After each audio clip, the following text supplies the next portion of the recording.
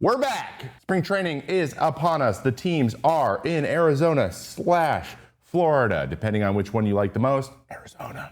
I hope a lot of you guys, maybe even some of you that are watching the show right now, are currently in those areas as well, where it is sunny, it is green, and it is not covered in ice and snow like the Northeast has been. Even though it's very beautiful here in the Northwest, it is still chilly. There's one thing that I am a little bit envious of, and is possibly some warm air on my skin. We are going to start off today's show by getting into some of the stories, a primer, if you will, the 5 stories that I am very excited to follow along in 2026, but specifically here in spring training to see how these things start to lay out. There's some really interesting changes from teams to rules to new players coming over from Japan, all kinds of stuff. So these are the 5 stories that I think everyone should be paying attention to. And shout out to The Athletic. They just released a story, the 8 stories they are interested into. There was a lot of inspiration there. Not the exact same ones, but just want to give credit where credit is due. Amazing reporting as per usual. So starting with story number 1, new managers.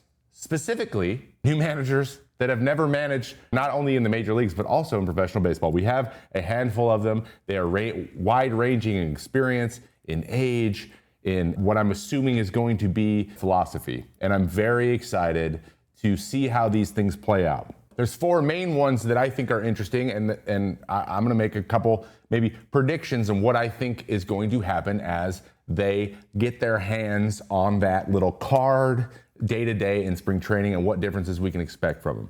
Okay, first up, Blake Butera. He is a 33-year-old. He was hired by the Washington Nationals this offseason, and of the 4 guys we're about to talk about, he is the guy with the most managerial experience, as he has been a manager all through the minor leagues for the last few years. He is 33, like I mentioned. That is 3 years younger than me, which is crazy, which means he will be probably managing some guys that are older than him, okay? But I've heard nothing but great things about Blake and the way that he operates. He is a player's coach. I mean, that's usually what happens when a guy's that young, but he also has a very good idea, reportedly, of how to get guys to buy into a process and be fundamentally sound, something that the Nationals have not been able to do very well in the last couple of years. Even with what I believe was a great core haul they got from Soto, these guys haven't kind of meshed into a winning team yet, even though we've seen flashes of each guy be getting better and better and better. I think this is a great move on their behalf because a young guy comes in and can speak to the meshing. I think the talent's there, at least to be a competitive team. Are they going to go and win the East? No, but I do expect them to improve. And I expect some of these young guys that are part of that core, namely the CJ Abrams and the Mackenzie Gore's gone now, but specifically James Wood. I think James Wood is going to take another step towards stardom. Yes, he did lead the league in swing and miss, but that is something that I expect to improve, and I think that Blake Butera is going to be a catalyst for helping him do that. So I expect improvement, though incrementally. I'm going to be patient with Blake, but I have high hopes because I love when they make moves for a guy this young. They're never more hungry to prove that they got the stuff than right now, which is the same for the next couple guys in these. Actually, all 4 of these guys are going to have a level of hunger for their experience and for proving that they can do this job, but it's going to be a different guy to guy. Next up, we're going to talk about Kurt Suzuki, who was my first major league catcher, and he is now about to manage an Angels team with some players on it that he actually played with, which is true for another guy on this list, Craig Stammen, who we're going to talk about in a second. Kurt Suzuki, though, in my experience with him, I know Kurt pretty well. He led me through my first, I don't know, like 50 scouting report sessions trying to prepare for teams. And he's a very, very smart person and very to the point and he sees the big picture really well. And he also keeps things calm. He's a pretty calm guy.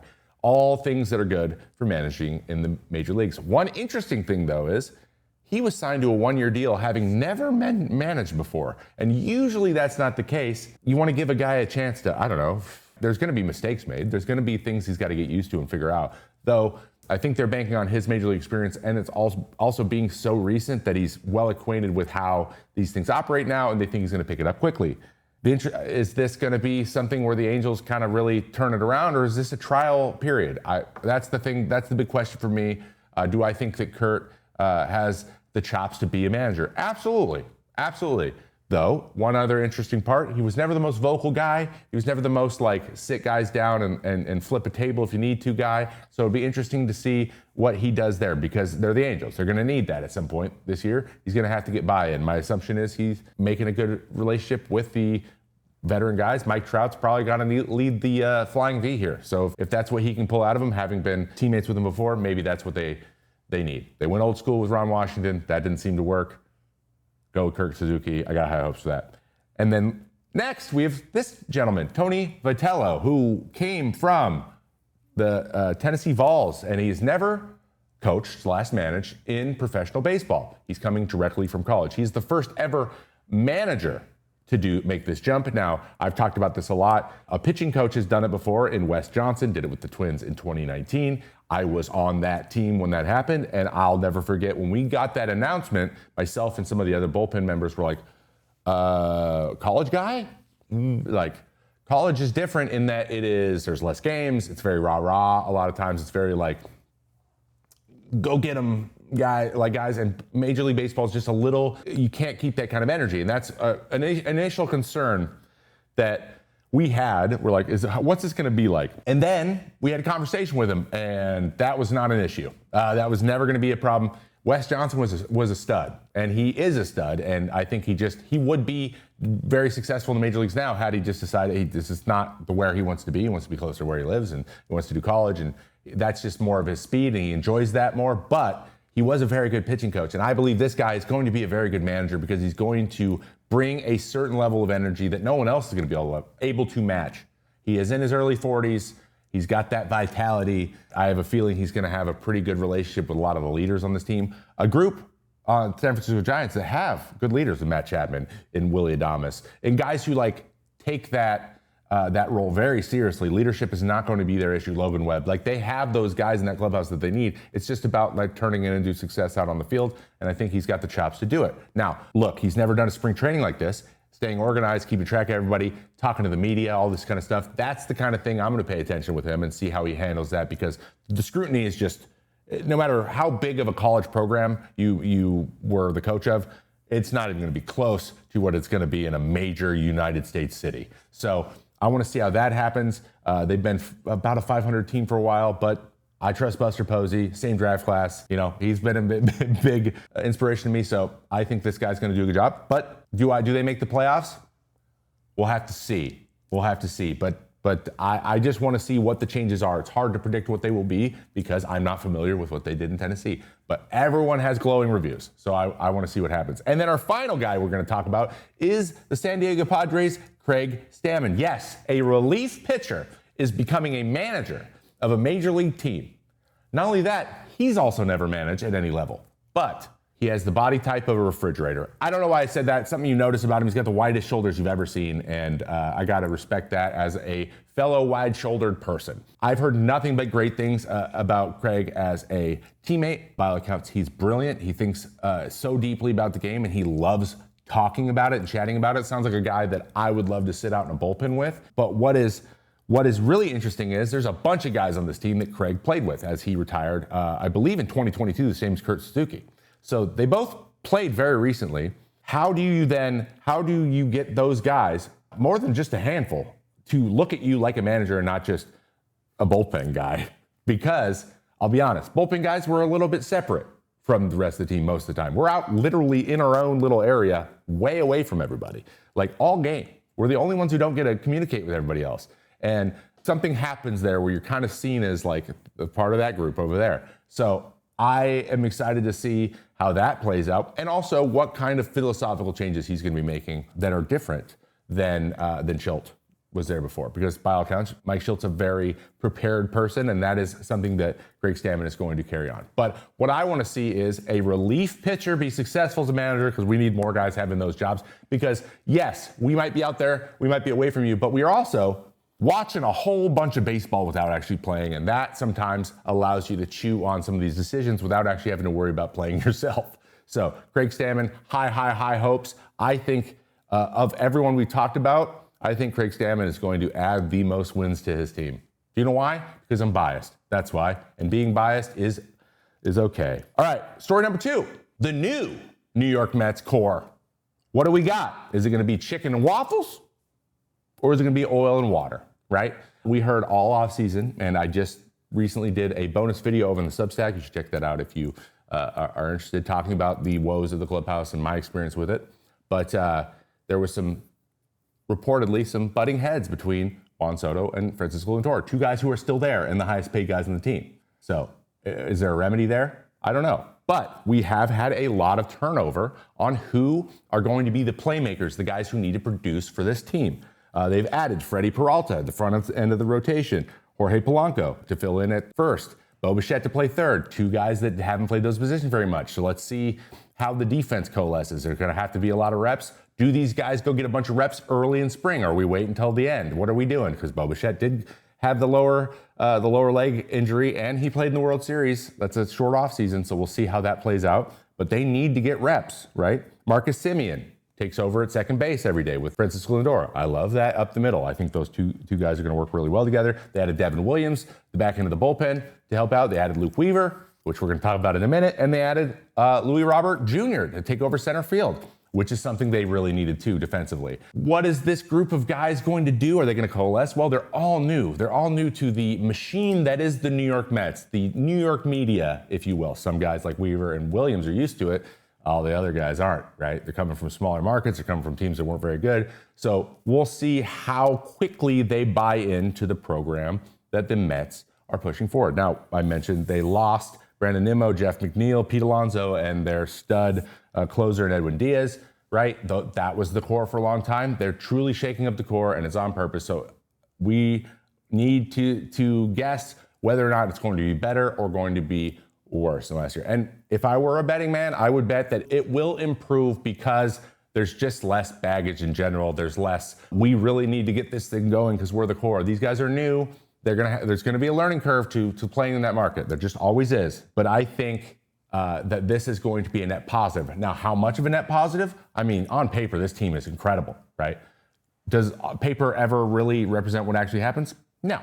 But I think there's a couple keys to that really turning into a big deal. One, Louis Robert getting a clean slate somewhere else could unlock him. We've seen what peak Louis Robert looks like. It's great. He's so good he hit 2 homers off me. That's how good he is. If they can get that version of him, instead of the one that's like, coming into the clubhouse by all accounts in Chicago for the last 3-4 years, it's just not been very fun. But what happens if you get a little more excitement? What happens if you like where you are a little bit more? What happens if you get cooking a little bit more? What version of him are we going to see? I think he's the X factor in this group because I think everyone else is going to provide the value in the way they can. I think Freddie Peralta staying healthy is going to be the same guy we always get. I think Jorge Polanco is going to be solid like he always is. I think that Bo Bichette is going to hit 300 if he's healthy all year. Like, these guys are going to do their thing. It's Robert, the guy that's had the very high highs and very low lows. So we'll see how much he can stay on the field and then what version we get. And he could potentially be one of the best players on the team if he is playing at his potential. But it's a wait and see game. I do like the moves. I think Stearns did a great job, and they're in a good place to improve on the disaster that was the end of the year last year. Story number 3. We have 2 new Japanese corner infielders, Kazuma Okamoto and Munetaka Murakami, one of which went to the gentleman on the left, went to the White Sox. Sorry, that is the right. I don't know. We have Murakami going to the White Sox, and we have Okamoto going to the Blue Jays. My question is, which one of these guys provides more value for their team this year? As they are very similar in so many ways. They're known for their home run, their big boy pop. Okamoto being the more of the grizzled veteran, he's been more consistent with the 20 to 30 home run seasons. He's been a bopper over there for years and years, while Murakami is a little younger. He's 26 years old, but he has the record for a Japanese-born player at 56 home runs in a season. So the peak is probably higher. He's younger, but they also have the same glaring issues. Okamoto, he's average at third base. He's probably a first baseman.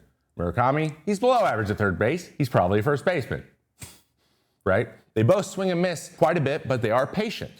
They're patient, they take their walks, but they tend to get themselves behind in counts because they take a lot early in count. They're very patient. So both guys kind of have that MO, okay? So it's going to be how they adjust to big league pitching. Both have questions about how they're going to handle increased velocity, especially at the top of the zone. If you guys didn't know, Major League Baseball loves throwing four seams at top of the zone in the high 90s. Which guy adjusts the quickest to that is I think, going to be the real question here. Who do I think is going to have the biggest impact, and who do I think is going to adjust to the major leagues the easiest? Assuming both are healthy for the entire year, I think at least in 2026, the first year, as they are both on multi-year deals, the Blue Jays are going to get a little bit more out of Okamoto than the White Sox are going to get out of Murakami, simply because the team that he is going to is more complete. They went to the World Series. They already have stars. They have guys who are being paid more than him, and they have production in that lineup. Now, with the news about Anthony Santander that we're going to get into in a bit, that puts a little bit more on his shoulders, but he gets an opportunity to go transition into Major League Baseball a little bit more slowly or a little bit more behind the scenes than Murakami's going to have to, because he's going to immediately be one of the best players on the White Sox and probably the one with the most power outside of Montgomery. Montgomery probably has a little bit more pop than him, or they're high on them, but like they're going to expect a lot out of him right out of the gate, and on a team that's probably still not going to be, they're going to be better, but they're not going to be good per se. I don't think they're not going to compete yet. Sometimes that you can put too much pressure on yourself to get into it quicker and figure things out, and he might really struggle to make those adjustments on hitting those fastballs top of the zone quickly because he's pressing. And so because Murakami might be incentivized to press a little bit more than Okamoto, that is my guess. I think Okamoto is going to be better at the beginning, but I think long term, the nod goes to Murakami. So it's going to be fun. I love how many Japanese players coming over. I love that they're going on to different teams. We have Amai over on Houston as well, so that Japanese market gets to watch more different baseball, and they get acquainted with more players that are already on those teams. I think that's awesome. So this is going to be a fun one to watch. Number 4, Connor Griffin, the unanimous number 1 prospect in baseball. The 19-year-old shortstop that was drafted 9th overall in, I believe, the 2023 draft is a stud. This guy is ridiculous. And I want to see what he looks like in a big league spring training against big league pitching. Like, everyone's so high on him already that we're getting reports telling us when he's going to face Paul Skeens in the Pirates spring training. And as we very much know, the Pirates are a team that desperately need a stud with a bat and in the field. And he is a 5-tool player across the board, shortstop, 6'5". If you want to get really into the nitty-gritty and see some behind-the-scenes stuff of his program, you can check out Dan Sarmiento's YouTube channel, Desarm. They did a video, Day in the Life with Connor Griffin this last winter, where he warmed up by just 2-hand dunking, which is insane. The guy's a shortstop, and he runs like a deer. Just statistically, he hit 333, triple slash 333, 415, 527 last year across 3 levels. He had a 21-game cup of coffee double A Altoona, posting 337, 418, 542 with a ridiculous 175 weighted runs created plus.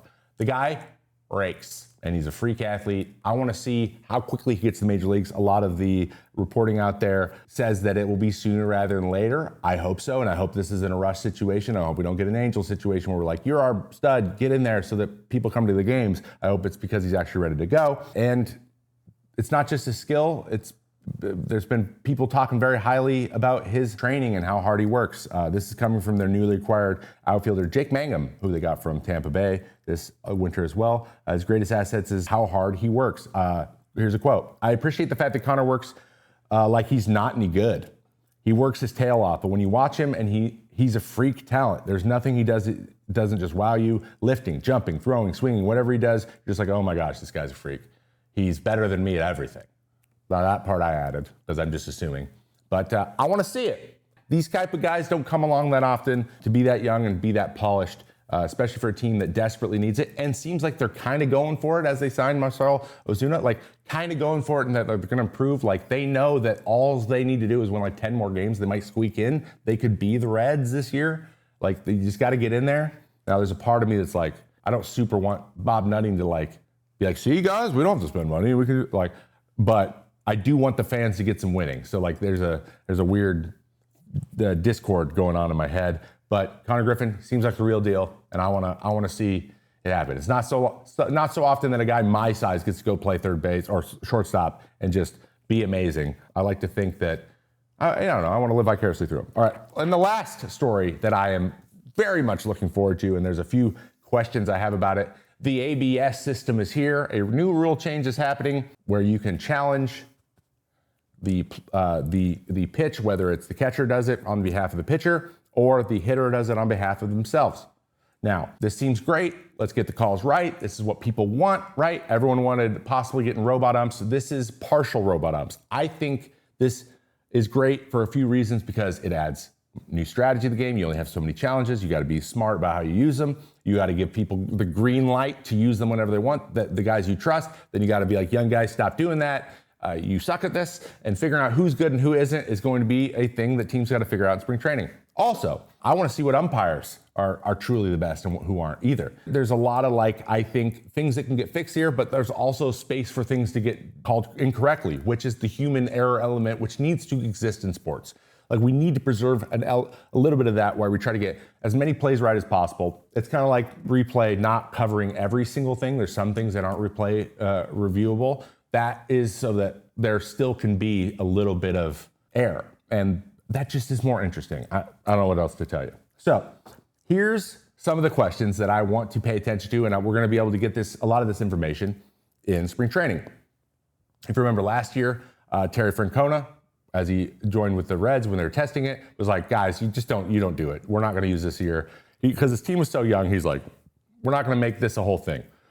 Who cares? But now, you got to get good at it. So who is getting the green light to use it? Who isn't? How are teams kind of figuring out how they're going to use this in the future, and how are those strategies going to vary?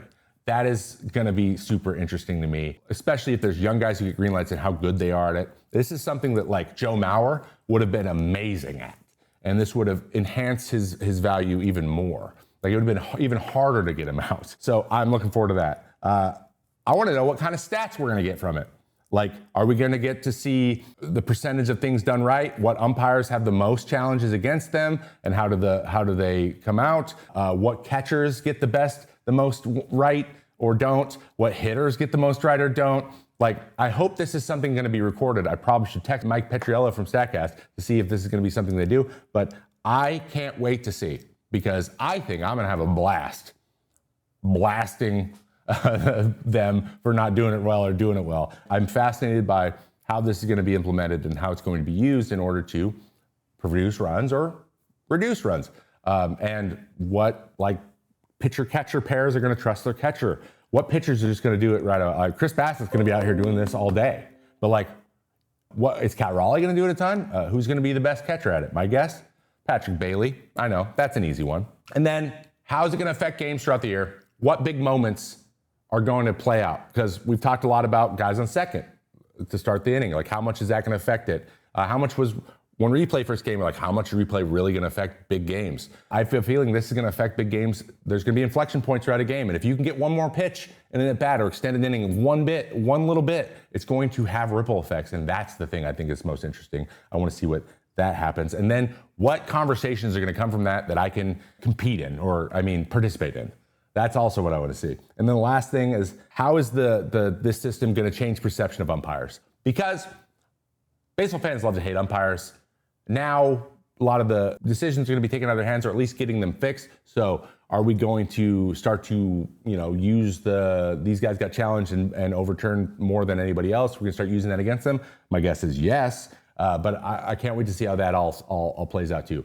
I think it's not going to affect the length of the game. I think it's a good thing. I think this is generally a good thing. It adds a new mechanic. It's almost like we got an update to a video game. That's my nerd metaphor for you for the day. So that is the 5th story of the 5 stories that I think you should be paying attention to, because they're interesting.